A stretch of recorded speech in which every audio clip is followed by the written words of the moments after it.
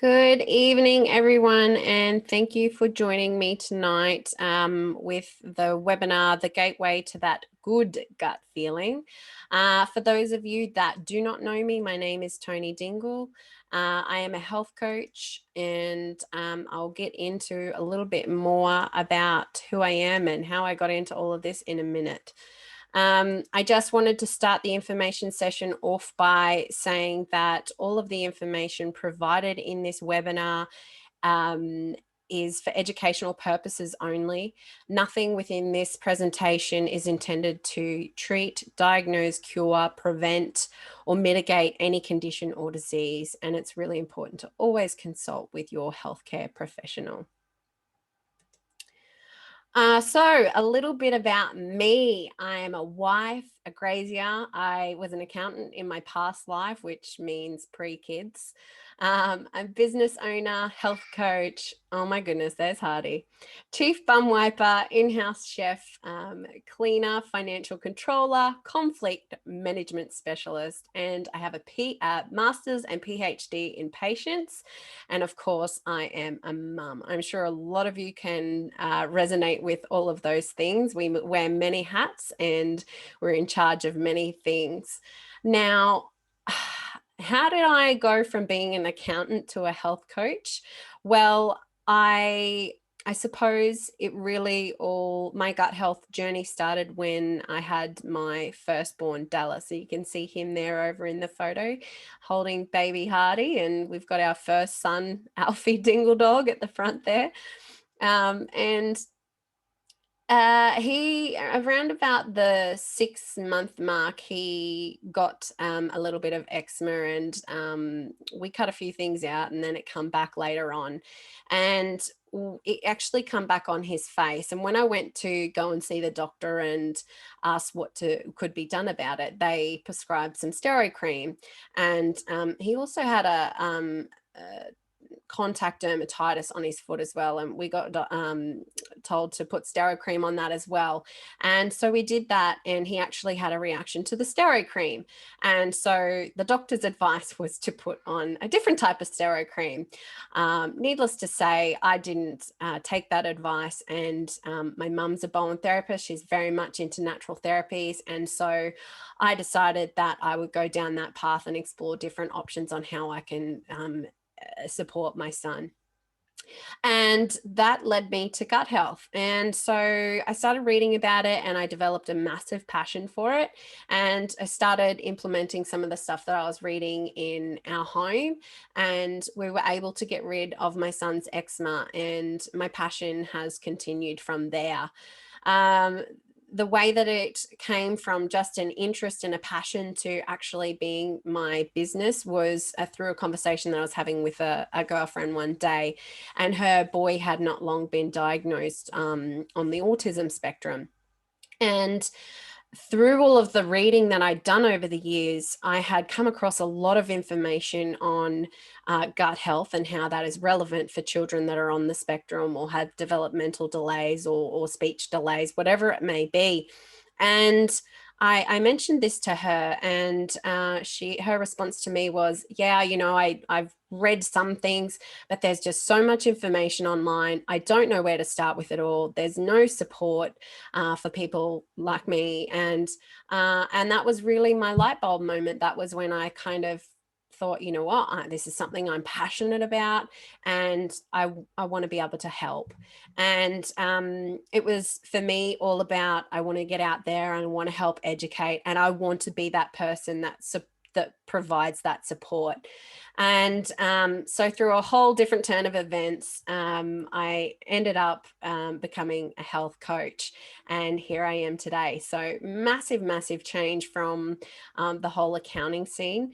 And I just want to make a disclaimer too, that when it comes to gut health, it's not just for children that are on the spectrum or have these issues that gut health is important. It really is essential for man, woman, and child. There's not one single person on this planet that cannot benefit from improving their gut health.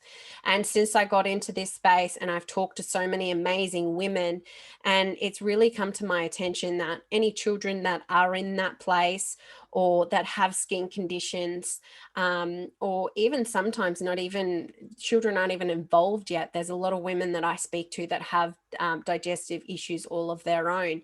And another thing that I'm coming across is mums just feeling absolutely burnt out, at a point where they're not being the mum that they want to be. And I completely understand that because I've been there myself. And I'll go into a little bit more about that a little bit later on. But essentially, that's what that gut feeling, why it was born, and doing it for the kids is really about. Looking after ourselves first and foremost, so that we can look after our babies and give them the best start in life and the best chance of reaching their full potential. So we'll move on. And that really, this here, my vision and my mission really sums up everything that I've just been talking about. And that's to build and educate an army of women to collectively change the trajectory of health for future generations through taking a holistic approach to gut health, and to help these same women thrive in life, health, and motherhood. And I really do believe that at the crux of that is our gut health. If we can improve our gut health first and foremost, it's going to lay the foundations for everything else that we're doing, and it's going to make us calmer and happier, and that's then going to have a roll-on effect for our babies, and going to help us to give them the best of us, I suppose. Now, when it comes to gut health, the gut is not like Las Vegas. What happens in the gut does not stay in the gut. And if you get anything out of tonight, I hope that it is that it really is the baseline for everything in relation to our health, whether it's mental or physical, and it's not just our babies that can benefit. And I also want to say too that the science is really, really catching up in this area. Hippocrates, who was known as the father of all medicine, over 2,000 years ago came out with the concept of all disease begins in the gut. And that's what the science is suggesting now in our day and age. So it really is catching up. And that's a lot of what I'm going to be sharing with you tonight. All right. So before we dive too much into all of that, it's really important that we understand what makes up the digestive system. I'm not going to go into this into too much depth, but when we're talking about our digestion, it actually starts before the food even touches our mouth. So you might see the food in front of you, might just be touching it, or you may even smell it. Mum's good old home cooking, you walk in and it hits you in the face. You don't have to see anything and your mouth starts salivating. That is the start of our digestive system. Your body goes into that, into your digestive response. And then once the food, so the saliva is generating, the food hits the mouth, we start the chewing, which the chewing then is mixing your food with your saliva, and there's digestive enzymes in your saliva. And so that's really where that food starts to break down. So that's why you'll often hear, it's funny, a lot of people go, oh yeah, righto, that easy, hey? But it really does make a difference how well you chew your food. And to be mindful while you're chewing your food as well is really important.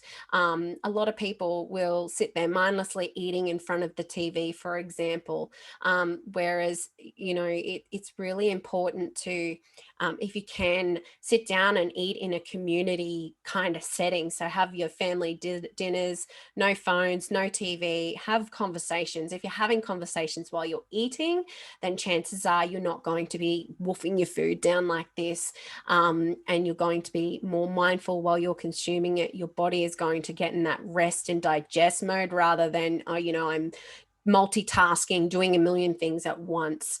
And that's going to aid with that very first initial stages of digestion there. And then, of course, your food moves down into your esophagus and then into your stomach. And you may hear every now and then about the concept of food being alive, grown out in the sun, real food versus man-made manufactured food. And the reason that that is important is because real food has enzymes as well. And so those naturally present enzymes in the food start to activate when they hit your stomach, and the temperatures and environment make them multiply and do their job. And so when it's not real food, that's not necessarily what is happening in there, and your food isn't going to get digested properly. And certain amino acids don't get produced, which is a really important part of the digestion process as well. And then, of course, we've got the hydrochloric acid that comes in, and that's going to disinfect against pathogens, bacteria, viruses. It's a big part of your immune system and keeping out things that shouldn't be there. I'm just going to start the timer here. I forgot to start that earlier on. Okay, now after we hit the stomach, it's going to move into your intestinal tract after that. This is where majority of your microbiome is, which we're going to be talking a lot more about in a minute. But essentially what we've got here, these microbes, we've got 10% good bacteria, 10% bad bacteria, and then we've got 80% of opportunistic bacteria. And so more specifically, I'm sorry, I haven't been pointing, I didn't realize, but we've got here the small intestine. So this is where most of the nutrients are going to be absorbed once the food has been processed through there. So the small intestine too, sorry, it's massive. It's like 20 feet long if you're to lay it out. And then of course we move into the colon or the large intestine. And this is the area that processes the waste, and then we push it out of the anus. And when we're looking at the anus, you've got sphincters and muscles there that signal to the brain, okay, that there's waste there to get rid of, but what kind of waste is it as well? As in, is it, do I need to rush to the toilet?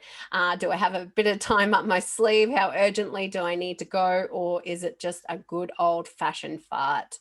Of course, we've got in there the pancreas and the liver and the gallbladder, and these are really important parts of the digestive system as well. So when we're talking about the gut, we're talking about the digestive system as a whole. And I won't go into too much detail about these guys just yet, but essentially from what I've just explained, you can sort of understand that when we're looking at the digestive system, it's pretty much just a pipe that runs straight through the middle of it. It's a single canal, like a garden hose, essentially. And its job is to extract, yes, that's the right word, nutrients from our food and break it all down and protect our body from foreign invaders and whatever else may be going on. And so the nutrients that are absorbed from your body are then there to nourish all of your organs within your body. And that's obviously if your digestive system isn't compromised. Now, you may have all heard of the whole concept of you are what you eat, but I rather refer to it as you are what you absorb, what you digest, and what you can utilize. And these things are determined by the health of your microbiome. And also our digestive system is lined by a mucosal layer as well. And your microbiome, so your gut bugs and that mucosal layer have a symbiotic relationship, which means that they work hand in hand with one another. And when one's not functioning correctly, the other one's not going to do its job either. So all things, like I mentioned before, the health of your microbiome, things that impact your digestion, how well you're chewing your food, whether you're producing enough hydrochloric acid is another one. So you may know of people that are on acid blockers or protein pump inhibitors. So this is an indication that they're not producing enough hydrochloric acid, which is contrary to a lot of beliefs. Moving right along. Okay, so why is gut health so important? When we're looking at gut health, this is, I love these stats because it gives a very complex kind of system, I suppose, or explanation. It can just set into just a couple of really precise facts that are going to give you a great overview of why gut health is so important. So 90% of cells and all genetic material in your body is your gut flora. I really want that to sink in for you. So 90%. So we are more microbes than we are human. All right. So your microbes take up about 2 to 3 kgs within, or your gut flora takes up, for the average adult, 2 to 3 kgs. And 80% of your immune system resides in your gut. So you can kind of understand, if that's the case, if your gut health is out of balance, then your immune system is going to be out of whack as well. And so if you're constantly sick, if you're catching every bug that's going around, then chances are there may be a bit of an imbalance in your gut flora. 90% of the fibers of the vagus nerve carries information from the gut to the brain. So they used to think that the brain was in charge of everything and that it was sending signals down to the gut. But they now know that the communication between the gut and the brain is bidirectional. And so it's not just through this they call it the major highway between the gut and the brain that's sending all of these nerve signals to the brain and from the brain. But there's also hormones that are produced in the gut that are getting transferred up to the brain as well. And so when you keep that in mind, you know, I've given a presentation about this not too long ago, actually, and I do want to go into a lot more depth in the next session. Sorry, the fly's still buzzing around.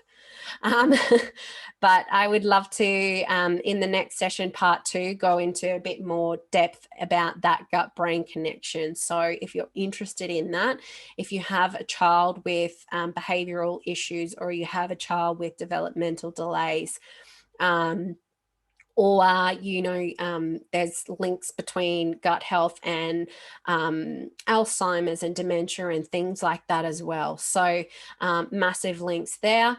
And then, of course, 95% of serotonin, which is the happy hormone, I was just talking about hormones being produced in the gut, that is produced in the gut as well, 95%. So you can see the correlation there between mental health, things like anxiety, depression, mood swings, all of that. If you're feeling down and out and whatever else, then that gives a really great explanation as to why gut health has a major play in that aspect. So we no doubt all remember the Inner Health Plus ad. When I'm talking about our gut bugs, these are the guys essentially that I am talking about. And I mentioned on it before about how we've got 10% good guys, 10% bad guys, and then 80% opportunistic bacteria. And I also talked about that symbiotic relationship between that mucosal layer, which is our first line of defense of keeping all of the nasties out of our bodies. So things like toxins and pathogens. And I go into that a little bit more soon as well. But these guys here really determine, they're the driving force behind our health. And over time, what happens, and I go into a bit more depth about this a little bit later on as well, we, through environmental factors, exposure to toxins, heavy metals, stress, antibiotics, there's a whole host of things that can impact the balance here. It's not just what you're putting in your mouth, although that does really matter as well. And so when the good guys are decimated. So just say, for instance, myself, who I had emergency cesarean this no, sorry, it wasn't an emergency the last time, but it was a cesarean. And afterwards, I underwent 2 rounds of antibiotics. And I've spoken before about how antibiotics don't just, it's like an atomic bomb going off in the gut. It's not just the bad guys that the antibiotics are wiping out, it is the good guys as well. And so when that balance is out of whack, when those good guys don't have the upper hand, then that gives the bad guys or the opportunistic guys a chance to thrive. And then that's when our health, that's when dysbiosis happens. So I talked about that symbiotic relationship, and dysbiosis is the opposite to that. That's when everything is out of whack and not the way that it needs to be. And that's when things go south. So they are really in charge of your digestion, they're in charge of your absorption, and they help to regulate your immune system. And they keep that gut lining intact if things are running the way that they should be. So keeping out those things that I mentioned, like toxins, undigested foods, pathogens. And it's important to note too, just as the microbiome works in a symbiotic relationship with the mucosal lining, the same could be said for those gut bugs when it's in balance. So they all work in harmony with one another. You have all kinds of things in there, like your parasites and viruses and all that sort of stuff, and they all play a role. It doesn't necessarily mean that they are, when they're under control, they're not a bad thing. They all have their little jobs that they do, but it's when they get the leg up on the good guys that's when things start to take over and that dysbiosis happens. Just one second, sorry, I hit the wrong one. All right, so skipped one. So some signs and symptoms of dysbiosis could be cramping, constipation, diarrhea, heartburn, bloating, food allergies and intolerances. So, this food allergies and intolerances, that's why some people may not even realize that they've got food allergies or intolerances, because they've been eating these foods their entire life and their body's in this chronic state of inflammation, and it's just been a constant. And it's not until you take those foods out and reintroduce them and clean up your diet, or obviously as well, reintroduce them, that you're able to identify, okay, there is an intolerance or allergy of some degree there. And that is an integral part of healing the gut as well. So we've got inflammation, aching joints, skin rashes, and this will all make sense in a moment as to how these things manifest in the body, or hopefully I do a good enough job of explaining it. So we've got the anxiety, difficulty in concentrating. So, I talk to a lot of women with children at school that are unable to concentrate in the classroom. And there's a whole host of reasons why that may be happening. But if there are behavioral issues there, then it's something that you may want to consider looking into. Problems with your immune system, IBS, candida. So candida is one of those opportunistic pathogens, yeast specifically, that will take hold of your body if given half a chance, and it can wreak havoc in your body. Very, very common problem there. Then we've got asthma, breathing difficulties, headaches, memory loss, nutritional deficiencies, obviously, if your body's not absorbing the food correctly, chronic fatigue, psoriasis, and of course, the skin rashes and eczema, acne. I think I've covered them all. I sort of skipped all over the place there, but you get a good idea on that. So the thing with dysbiosis, if left long enough, that inflammation, like I was saying earlier on, what happens in the gut doesn't stay in the gut. And so if that dysbiosis continues on for too long, this this here, you can see the mucosal layer that I was talking about, the it becomes permeable. All right, so you can see over here, this is sort of more of a accurate description of what it should look like. And then after a time, with all of these things like stress and toxins and drugs, like the birth control pill is another really bad one, antibiotics, your acid blockers and things like that, all over time, doing more harm than good, and they're causing it to become porous and leaky. So it's like a sieve effectively. And now that that layer has been compromised, all of the things that it was originally protecting the body against, your toxins and that, are able to penetrate and get into the bloodstream. And so that's your undigested food particles. So if your body's not digesting, your digestive system's not breaking down that food properly, larger proteins are getting into the bloodstream, and your immune system is coming along and going, hey, you're not food, I don't recognize you, and it's attacking it. And so it's just this constant immune system under fire, under attack, attack, and that inflammation no longer is contained solely in the digestive system. It starts to branch out, and this is what we call leaky gut. And so this is where your food intolerances come from. So foods that initially were not a problem start to become a problem, and you end up with your immune system having issues.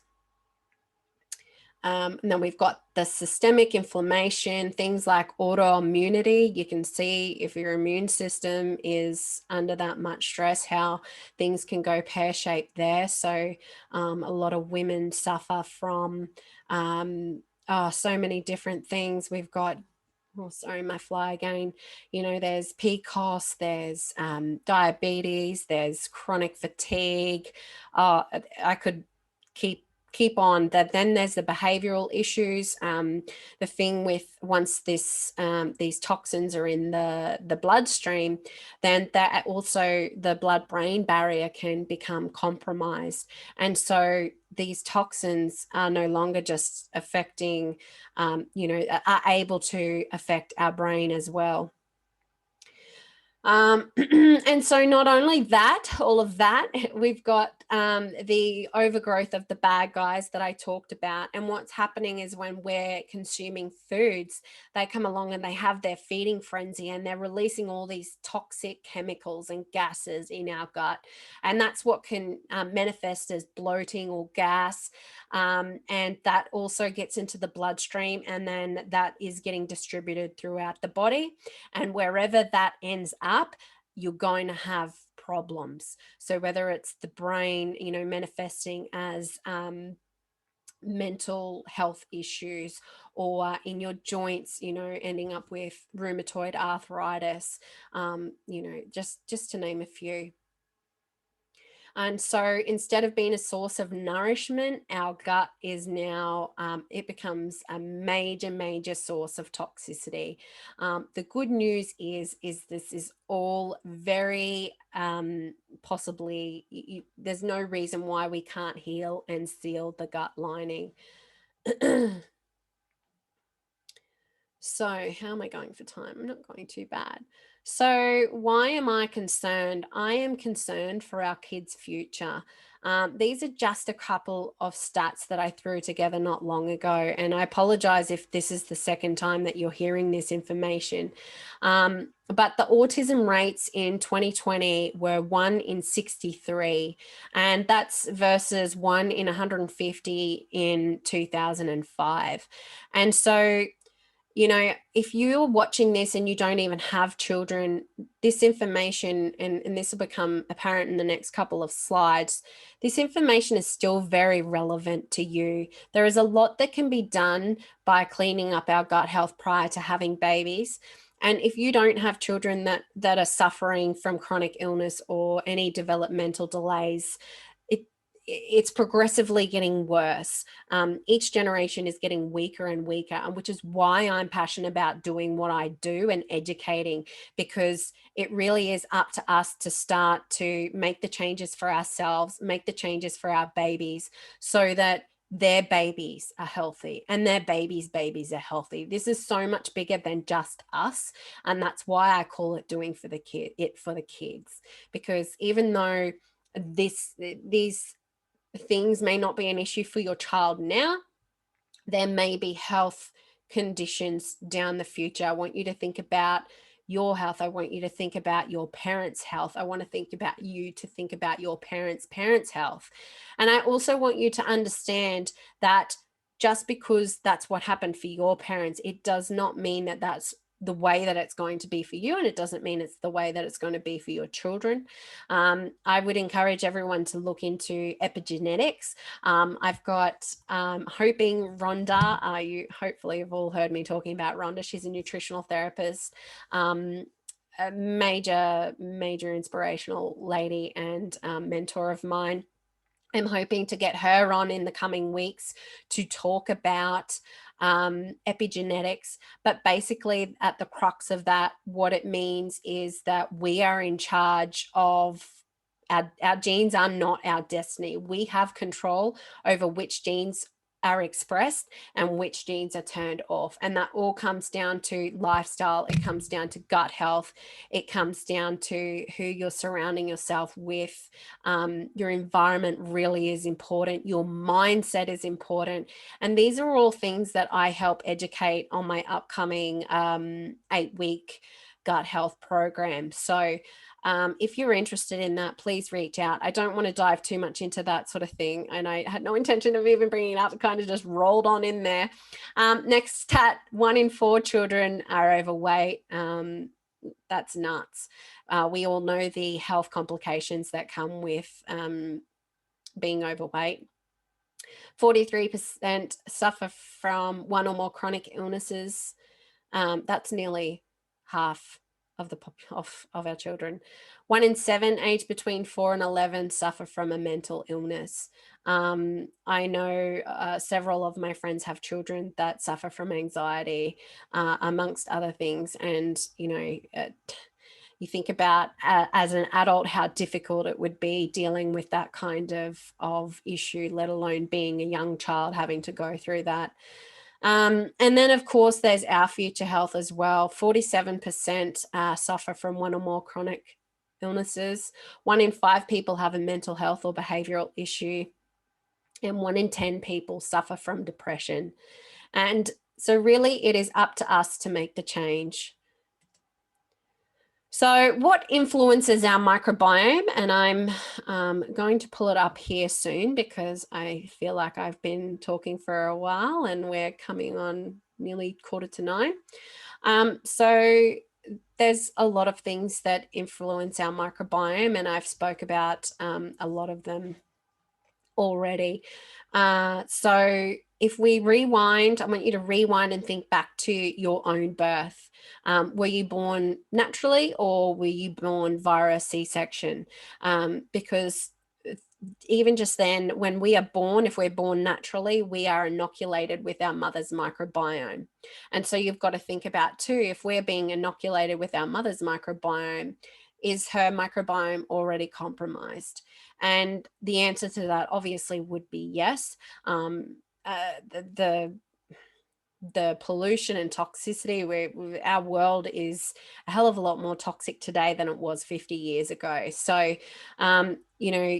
that's your starting ground essentially. And then whether you're breastfed or formula fed, our breast milk is full of beneficial bacteria. It's full of, there's signals that when bub is breastfeeding that is sent through to mum for the body to give the antibodies and whatever else that child may be needing at that time. And then of course you've got your colostrum. And I just want to make a note on that I understand that breastfeeding isn't always a possibility for everyone. And there are a lot of reasons for that. And I totally get it, but I still feel it's important that this information is shared. And also while there are a lot of reasons out of our control that contribute to not being able to breastfeed, sometimes that compromised gut microbiome and what we're fueling our body with can be what is causing lack of breast milk production. So that's something to keep in mind as well. Then, of course, we've got our potions and lotions that we're putting onto our body, whatever is contained in those. A lot of hormone disruptors in there, a lot of carcinogenic things.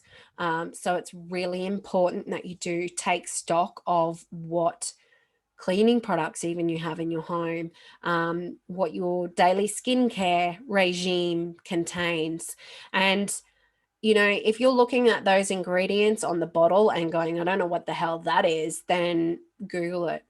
If you can't read it and go, okay, I know what that is, then chances are that it's probably not going to be recognized by your body either.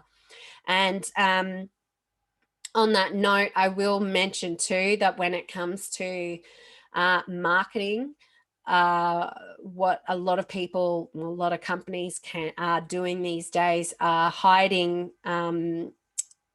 less than favorable ingredients under fragrances, and it's just a way that they can get around. They can do all of their marketing and say organic and everything else and hide all of the nasty stuff under fragrances. So that's something that you may want to educate yourself on.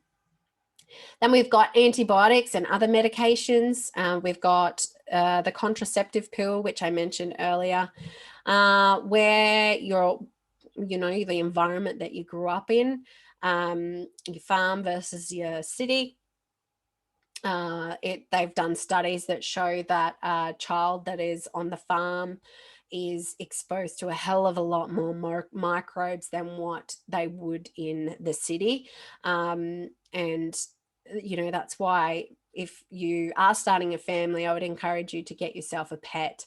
A lot of people are like, oh, yuck, no, but that's really important diversity is key when it comes to our microbiome. Exposure to pollutants, wireless technology. Of course, we've got the diet in there. When it comes to diet, we're looking, the things that are really detrimental to our diet are additives, preservatives, refined sugars, refined carbs, processed foods. They're the ones that you want to steer clear of. And I just want to make a note too. If you're wanting to heal your gut, you really do need to steer clear of those things. You can't heal and seal your gut until you remove what is harming. Viruses, illness, food poisoning, they all impact your gut microbiome. Any trauma or emotional or physical stress, and the physical emotional stress, I will go into more detail in part 2.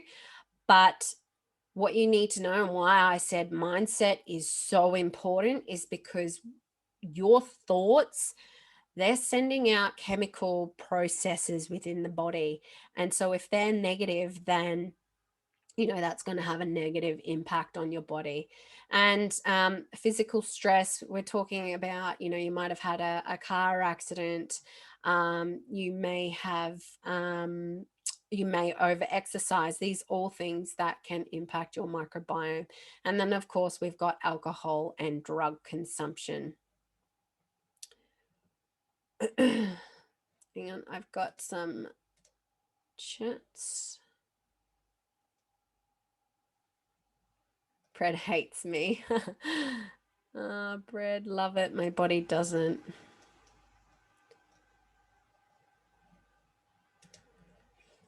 All right, have a look at the next slide. I think I might leave it there for tonight, guys. I didn't want to cover off so much on the baby talk tonight.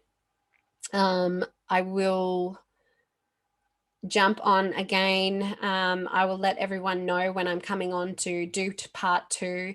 And like I said, I want to talk about the gut-brain connection a little bit more, and also about that stress response. And, I mentioned earlier in the piece when I was introducing myself about wearing all of the hats and things like that. And as mums, I know that you all understand that we do have so much going on in our lives constantly.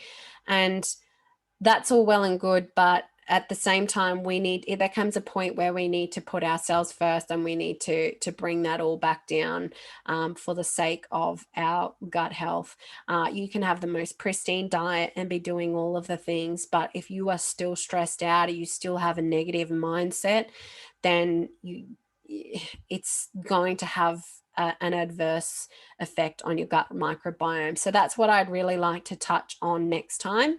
If you have any questions, please reach out and let me know. If you would like part 2, if you're watching this live on Facebook, please comment and let me know that you made it this far. Please send me your email address so that I can make sure that you get a copy of this, the next recording. I'm not going to live stream the next recording because I can't see on there when I'm doing it, and it's just, it doesn't really work so well as I had hoped. So I hope you guys got a lot of information out of tonight. And if you have anything in particular that you want me to address in part 2, please sing out. I'm always open to providing information that is relevant to you guys and what you're going through. That's what I'm here for. If you missed it today, some exciting news. Mel jumped on. Mel is my sister-in-law. She is a personal trainer, and she's trained in all the postpartum stuff, like when our pelvic floor is completely shot after having a baby. She knows all of the things to do to rebuild that and to avoid to make it worse.